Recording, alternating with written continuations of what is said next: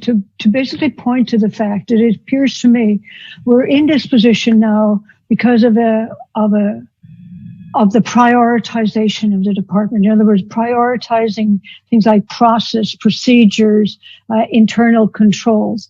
But what we really need to focus on right now are the priority issues that have been brought us to this meeting today. You know, the cost allocation plans, all of the items that need to be addressed in a very timely manner so that we do not end up in a bad position with regard to our budget moving forward. So we're going down that train again right now, talking about process, procedures, internal controls, when we do need to stay focused on the priority. Just throwing that out there.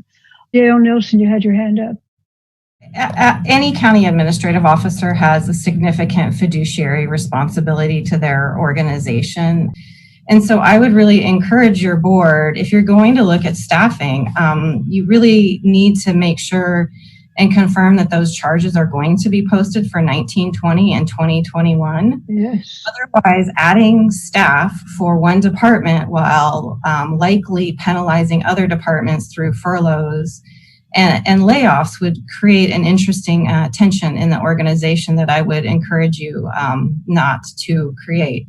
So I would really ask that you get a commitment from the Auditor-Controller to post the 1920 charges and work on the 2021 cost allocation plan. Auditor-Controller, if you could respond to the couple of concerns that are being brought up. Sure. Let me, I want to write them down so I don't forget to answer each of the questions.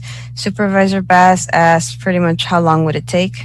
Also heard the CAO say that there should be a guarantee that they will be posted before staffing can be given, and that the charges are, you can drill down to confirm the numbers. I do want to address that.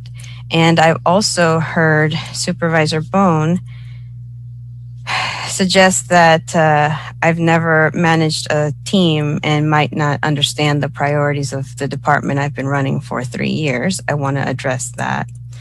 And also I want to address the invitation to hire MGO, increase their current $500,000 plus contract to perform a staffing study.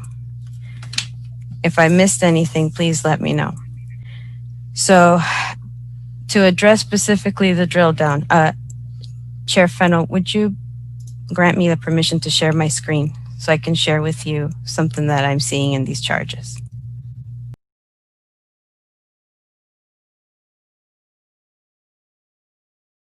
Okay. And maybe I think it would help because as the CAO's office and the purchasing team are watching this meeting, perhaps by me describing what the challenge is in reconciling their numbers, they might be able to work now actively to provide me the clarification. Because maybe there is an answer to this that I just can't see with the information that's been provided to me. That's my intention with sharing my screen. Okay, this is just a short. Super short, I promise. Okay, super short. Okay. CEO Nielsen? Yeah, this is so really, can I finish, please? I would really like to be able to address these questions in a way that I do struggle with staying focused and keeping on task. And if you pull me in other directions, then I won't address the questions that have been asked of me. So I appreciate the permission that I've received. Thank you. So excuse me. Excuse me. Yes. Yes. CEO Nielsen, did you have a concern there, please? And can you remove? Yeah, thank you. Yes. And can you remove? Yeah, thank you. Yes. Go. Honestly, this is really significantly in the weeds, and I think a better use of your board's time. This is something that the Auditor-Controller and County Administrative Office staff should be working on. We've requested to meet with the AC. We've shown up in that Zoom meeting. We haven't been given access.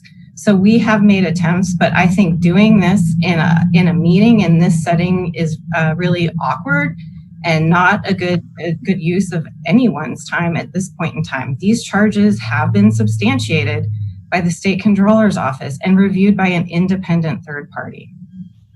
And I will go back to what I had said earlier. You didn't include it in your list of comments. It wasn't a question, actually. It was a comment, Ms. Paz-Dominguez. But my concern about us really focusing on process, procedures, internal controls. But right now we're focusing on these prioritized items. So I think I'm going to go with what CAO Nelson says, and let's get these other issues addressed first, please, on the prioritize. Thank you, Chair Fennell. So I'm struggling right now because I want to address the questions that you've shared. I think they're great questions, and I would like to answer them. But in order for you to understand the answer, I need to be able to show you what it is that I see. I am a little bit confused about why I can't share this information, because it's you that I'm trying to explain this to. I'm not asking that something be done right this second, but specifically, I want you to see why it is a challenge for me to just say, yeah, I'll post them right now as is. Okay, what you're asking me to do is essentially, you don't hire an accountant who will just pay checks out of your bank account because someone said, we've budgeted for it, you owe it. You would hire an accountant to make sure that you actually owe this money out of your own bank account. So, okay, it makes her uncomfortable for me to show the actual numbers. I won't share them. But in terms of can I get this done on November 30th, I provided 2 avenues, 2 potential solutions for how I can do this in my presentation earlier. The first one would be to provide substantiation with actual time reports. In the absence of those time reports, then what I think would be the easier step is for the departments to reach out to those federal granting agencies and just get written approval from them that they will accept this alternative method of cost reporting.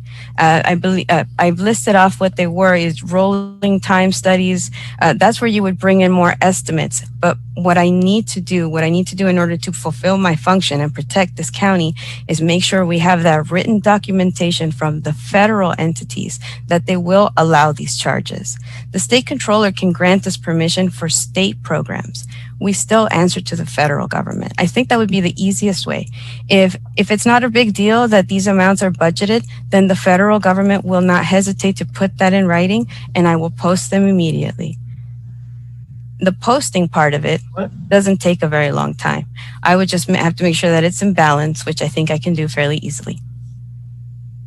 Great. And I'm just going to go back because I know that you're uncomfortable, but I want to kind of get through that. The whole focus is let's not go and examine every minor detail, but rather if you say it's a challenge, that's what I want to hear.